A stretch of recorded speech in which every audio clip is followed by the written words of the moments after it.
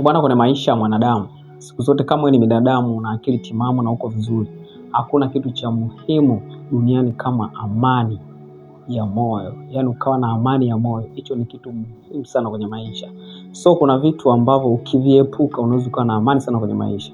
Na kuna watu wameshindwa kuviepuka hivyo vitu na vinawatesa mpaka leo. So leo nakutajia vitu vitano ambavyo ukiviepuka kwenye maisha yako lazima uwe na amani sana.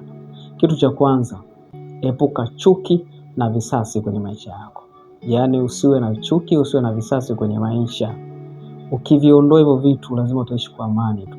So chuki na visasi inaweza ikawa kwa watu ambao washakutapeli, watu ambao washakukosea, watu ambao washakufanyia vitu ambavyo saa nyingine sio vizuri. So wale watu nawachukia sana. Saa nyingine tukiwaona yani ujisikia amani, unakuta kabisa yani ni watu fulani. Saa nyingine mpaka mtu anavuka mipaka anatamani mtu afe.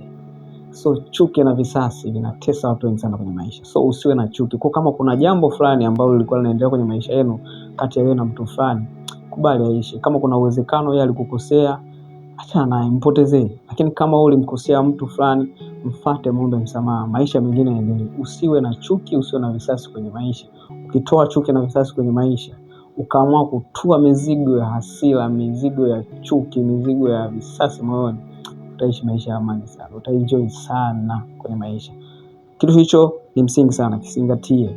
Toa chuki, toa visasi kwenye maisha yako, alafu pambana, utanyoka sana. Lakini kitu cha pili, hakikisha kwenye maisha yako ujilinganishi na wengine. Yaani unaishi maisha yako. So kwenye kujilinganisha inaweza kaa kwenye maisha labda utafutaji, biashara. Mtu anataka afanye biashara fulani na mtu fulani, lakini uwezo hana. Kuna mtu labda anataka awe na kazi fulani kama mtu fulani, lakini uwezo hana. So usijilinganishe na watu. Ishi maisha yako, ishi uhalisia wako. Kama kuna jambo fulani unaona kabisa una deserve kuliweza, basi pambana ili uweze hilo jambo. Lakini kama kuna jambo unaona kabisa uliwezi, ifanye kwa uwezo wako. Ishi kwenye uhalisia wako. Ishi kwenye kile unachokiamini. Pambania ndoto zako. Usifanye vitu kwa sababu watu wengine wanafanya. Usipende sana kufanya vitu ambavyo watu wengine wanafanya.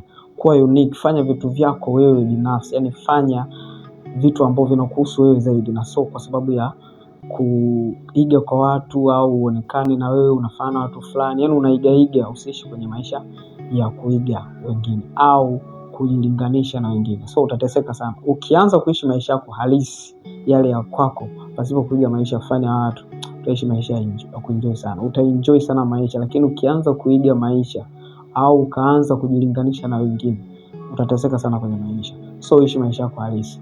Lakini kitu cha tatu ambacho ni muhimu sana. Kitu cha tatu ambacho ni muhimu, usiwe mtu wa mawazo, usiwe mtu wa stress. Kama una mawazo sana kwenye maisha yako, kuna namna fulani vitu vinakutatiza, vinakuumiza, tengeneza njia za kutatua mawazo, za kutatua matatizo ili mawazo yasiwepo. Tengeneza vitu ambavyo vinaweza vikakusaidia wewe upunguze hayo mawazo kwenye kichwa chako. So kuna washauri unaweza kuwafuata, ukaomba ushauri.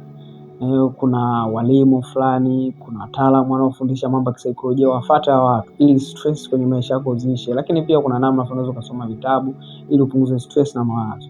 So mawazo pia ukiwa nayo kwenye maisha yako utaishi maisha ya shida sana. So huwezi kuwa na amani ya moyo kama una mawazo, stress. Jifunze kuziondoa stress fulani kwenye maisha yako. So binadamu wote aliyekamilika lazima atakuwa na stress, lakini isiwe sehemu ya maisha yako. Kuna namna fulani, tafuta njia ambazo zitakusaidia wewe kuondoa hizo stress na maisha yako yakabadilika na ukawa fresh. So stress au mawazo kwenye maisha yanatesa sana watu. Huwezi kuwa na amani kama una mawazo. Kitu cha nne, usifanye vitu kwa ajili ya kuridhisha watu. Hutawalizisha wote. Yaani kila mtu ana vitu vyake. So huwezi kufanya vitu kwa ajili ya kuridhisha. Hakikisha mtu pekee ambaye unataka umridhishe kwenye maisha yako ni wewe mwenyewe. Yaani jiridhishe wewe. Usifanye vitu kwa sababu ya kuwaridhisha watu au kuwafurahisha watu. Utateseka. Binadamu, yaani sio nisemaje, nieleweke, binadamu hawajai kuwa na shukrani. Yaani kuna namna fulani, jaribu kuangalia sana kipaumbele uwe ni wewe. Acha kuangalia kipaumbele watu wengine. Watu ambao leo unaweza ukawa unapambana sana kwa ajili yao, unafanya, kuna siku anaweza kageuka akafanya vitu ambavyo hutakaa uamini. Na hivyo vitu wakikufanyia ndio vitakavyosababisha stress na maisha kwa magumu. So usifanye vitu kwa ajili ya kuridhisha watu. Fanya vitu kwa sababu unastahili ufanye. Kama kuna jambo unalifanya, ufanye ukiamini unachokifanya ni wito kutoka ndani.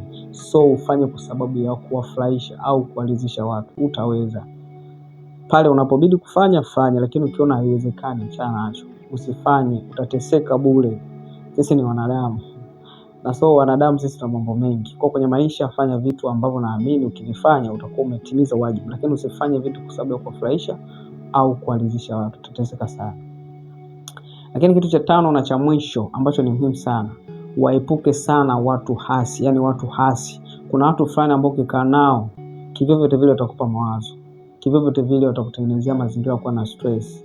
Kuna mtu ukikaa naye yeye muda mwingi anazungumzia maisha magumu, yani muda wote anazungumzia matatizo, muda wote anazungumzia shida, yani kwenye maisha yake hajai kuwaga na amani, yani muda wote analialia. So watu wa aina hiyo waepuke. Anza kukaa na watu ambao wanazungumzia vitu chanya, watu ambao wanazungumzia maendeleo, watu ambao wanatengeneza furaha. Yani kuna namna fulani ukikaa nao unakuta kabisa nafsi yako imeenjoy. Na so furaha kwa vitu hasi. Yani kuna namna fulani unakuta furaha inapatikana kwa vitu chanya.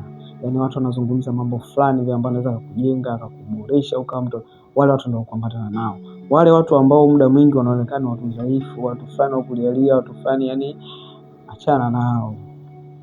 Bora upate lawama kwa kuwatenga watu ambao hawakufai kwenye maisha kuliko kupata hasara kwa kukaa na watu ambao hawakufai kwenye maisha. Anza kuachana nao watu, watakufurahisha sana kwenye maisha. Watu hasi hawafai kabisa kwenye maisha. Kaa na watu chanya, utanishukuru. So kwenye maisha, hivyo vitu 5 ambavyo nimekutajia hapo vinaweza kukusaidia sana ukaishi maisha ya amani. Ukitaka uishi maisha ya amani, zingatia sana hivi vitu ambavyo nimekutajia hapo. So bana, kama isikiza video mwanzo mpaka mwisho bana, na kuomba kwa jambo moja tu, naomba usubscribe hapa. Lakini pia unaweza kaongeza jambo la pili, kulike, na la 3 kushare, na la 4 unaweza ka comment ambacho umejifunza kwenye hii video. So utakuwa umetisha sana. Bana, utakuwa umetisha sana ukifanya hivyo. Na Mungu awabariki sana.